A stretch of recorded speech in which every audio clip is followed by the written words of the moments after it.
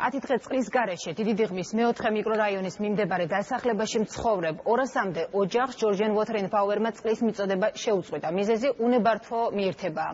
მოსახლეობა არ უარყოფს, რომ წყალი დიდი დიღმის მთავარი მაგისტრალიდან საცხოვრებელ სახლებამდე 4 წლის წინ თვითნებურად გაიყვანეს, თუმცა იმასაც ამბობენ, რომ ალტერნატიული მაგისტრალის გასაყვანად საჭირო ფინანსები ვერ მოიძიეს. აცხადებენ, რომ 4 წელია გამგეობისაგან წყლის ახალი მაგისტრალის გასაყვანად ფინანსურ დახმარებას უშედეგოდელიან. სალომე მოდებაძე ეწვია ამ დასახლებას.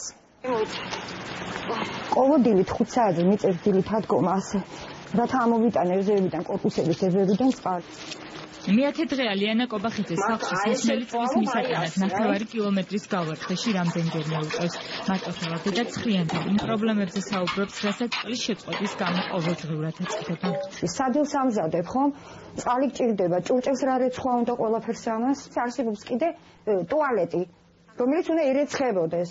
და ამას ფიზიკურად ვერ ვახერხებ. ლიანა კობახიძე ერთადერთი არაა, ვისაც ანტისანიტარია აწუხებს.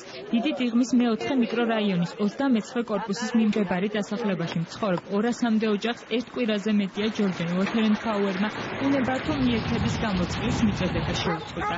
მოსახლეობა ცხრიანთან არ უარყოფს, რომ წყალი დიდი დიღმის მთავარი მაგისტრალიდან საცხოვრებელ სახლებამდე 4 წლის წინ თვითნებურად გაიყვანეს. თუმცა განმარტავენ, რომ მიზეზი ალტერნატიული წყლის მაგისტრალის გასაყვანად საჭირო ფინანსების არ არსებობა იყო. მოსახლეობა ყვება, რომ 4 წლის განმავლობაში დაფინანსების თხოვნით გამგეობას და მედიას არაერთხელ მიმართეს, თუმცა უშედეგოდ. წყლისა და კანალიზაციის მაგისტრალის გაყვანას მოსახლეობის თქმით დაახლოებით 600,000 ლარი სჭირდება. ისის საშუალებაც მათ არ აქვს. სახლებში ჩვენ თვითონ შევიყვანდა იმ აბონირების თანხას, რა ჯდება, რა თქმა უნდა, ამ წყალკანალს გადავუხდით, ამაზე უარს არავინ არ ამბობს, მაგრამ ის რომ მაგისტრალი გამოვიყვანოთ, ჩვენ თვითონ და აქ 200-იანი და 700-იანი მილები ვიყიდო და ტექნიკა მოვიყვანოთ, ამას ხალხი ვერ გაწუხებს. საჭმელს ვერ ვაკეთებთ, სარეს ვერ ავრეცხავთ, ბავშვებს ვერ უვლით, ვერ უბანავთ. ამაზე მეტი პრობლემა რა უნდა იყოს? Georgian Water and Power-ში განმარტავენ, რომ საფინანსო ხელშეწყობისა და ანაზღაურების სანაცვლოდ კომპანია წყლის ახალი მაგისტრალის გასაყვანად მზად არის. დაჩქარებულ ვადებში წინ ომარ გოჩილიძე უნებართვო მიერთების გამო კიდევ ერთ პრობლემაზე საუბრობს. ადვილი შესაძლებელია იმ წყლის, რომელსაც ისინი მოიხმარდნენ და ჩვენ როცა შევამჩნიეთ და გადავჭერით, მოიწამლოს ადამიანები და მოხდეს ამას შესაბამისი უარყოფითი შედეგები. ამიტომ კომპანიებს არ შეუძლია აგოს პასუხი უნებართვოდ, არასანქციონირებულად და ყოველგვარი პროექტირებისა და შესაძლებლობის გარეშე მოწყობილ ქსელებზე.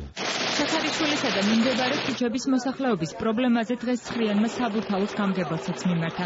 ბექა მიქაუტაძე ამბობს, რომ მოსამზადებელი სამუშაოები წყლის ახალი მაგისტრალის გასაყვანად მიმდინარე წელზე დაიწყება. სამუშაოების დასრულებამდე კი მოსახლეობას წყლის დროებით მიწოდება უახლოეს დღეებში აღუდგება. ჯერებისთან გვექნება მოლაპარაკება და დროებით აღვადგენთ ამ წყლის მომარაგებას, თუმცა ეს უკანონოა, მაგრამ მოსახლეობის ინტერესიდან გამომდინარე ვერ დავტოვეთ მოსახლეობას ანტისანიტარიაში. სანამ პრობლემა მოგვარდება, ლიანა კობახიძეს 9 კილომეტრის გავლა წყლის სახლამდე მისატანად დღეში რამდენჯერმე ისევ მოიწევს.